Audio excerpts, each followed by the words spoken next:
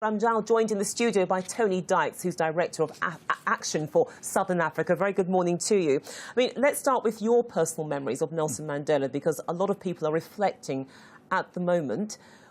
What springs to mind when you look back? Well, I was very fortunate. When Nelson Mandela was released, he came to Britain about 6 weeks after his release, and I was in the very first group that met with him. And it was one of the highlights, obviously, of my life, that a man we'd spent many years campaigning to be released suddenly walked in the room in this central London hotel. And it's a moment to celebrate, and to celebrate today a great man, a great life, with great values and great commitment. And that's what we honour. And it's been a pleasure and a privilege to have done anything I can to help Nelson Mandela and others in South Africa who were languishing in apartheid jails to be free.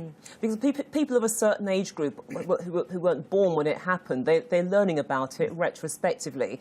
And it's people like us who were around when it occurred who understand the context in which Nelson Mandela expressed his gratitude to Britons, to Londoners in particular, for all the work they had done on his behalf. Well, he expressed it to London on many occasions. He also expressed it to Glasgow, which was the first city in the world to award the freedom of the city in 1981. And interestingly, looking back on some of these, when some councils did it at the time in the UK, they were heavily criticised. Now they're celebrated. The most recent council to award their freedom was Brent in London, where Wembley Stadium is. And they couldn't do it, they only did it in 2013. The reason was, when they tried to do it in the late 1980s, it was opposed on the council. Slapped down. So times have changed, and we should celebrate that. Absolutely. It's very difficult to perhaps summarise Nelson Mandela's legacy, but if you had to capture it in a few words, what would you say it is? I think it's an idealist who lives up to their ideals, who puts their values into action, and also we can show that we can achieve things. When we come together, we can achieve something great and enormous, and it will be long-lasting. It will be long-lasting. I mean, we now have a greater commitment, I think, throughout the world to equality, diversity, respect for human rights and dignity, significantly because of Nelson Mandela. Are you hopeful or confident that the current ANC administration is doing enough to honour that legacy, to actually preserve it and to indeed build on it? Well, I hope so, but that's a question largely for the ANC and the South African people. I mean, since Nelson Mandela died, South Africa's held an election, which was held in May this year. It's a very free, fair election. The turnout was a bit lower than previous ones. It was 72%, which is still 7% higher than the last UK national election. Sure. And the ANC got 62%. So they would say the people of South Africa still trust them. But as well as the achievement of a free democratic South Africa, which is celebrating 20 years on this year, I think we do have to reflect South Africa faces enormous challenges of poverty, inequality, unemployment. There are challenges around corruption, and they need to be openly discussed and tackled. We can't hide away that South Africa faces enormous challenges. But is there a willingness to tackle this? Because you go to South Africa very regularly. You've got lots of connections there, and it's very disturbing when somebody like Archbishop Desmond Tutu is highly critical of what is going on. Because Desmond Tutu, a man to be listened to. This is somebody who was actively involved in the struggle, and if he's that critical of what the government is doing, then that's a bit of an indictment, isn't it? Well, it's an indictment in part, and I fully respect Desmond Tutu, a great figure, and South Africa's produced a number of them, and Desmond included. But I'm hopeful. I mean, without in any way trying to disguise the challenges, the reality, the complexities.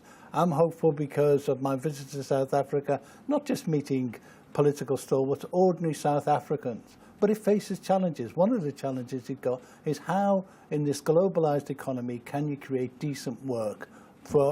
And South Africa faces a major challenge of unemployment, lack of skills, and it's got to overcome them. But I think the South African people, if the right policies are put in place, the right structures, there is investment in infrastructure going on at the moment, but it will take time. It wasn't going to be achieved even in 20 years. Is that the problem, that perhaps we expect too much because of what Nelson Mandela did, and perhaps somewhere along the line we forget that turning back a system which was very pervasive, it was there for years, it doesn't happen overnight, because it's not just the instruments of apartheid, some of which are still there, it's also perhaps the mindset in some quarters. Well, South Africa's dealing with over 50 years of apartheid rule, but that built on 350 years where there was discrimination and injustice from the colonial powers.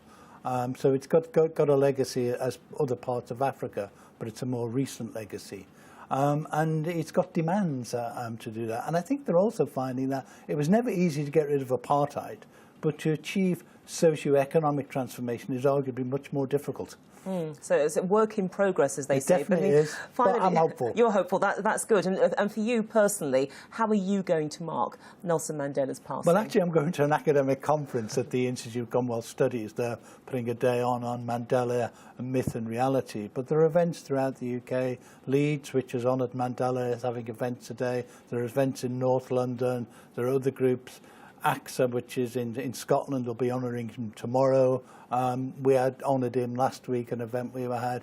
So it's more low-key. Last year, just after his death, I and many thousands of people were in central London outside the South Africa House, celebrating a great life, but hopefully inspired by his example to do more to bring a better, fairer world. OK, and that's an honourable thing to strive towards. But Tony Dykes, we'll leave it there. Thank you so much for joining us here on Arise News.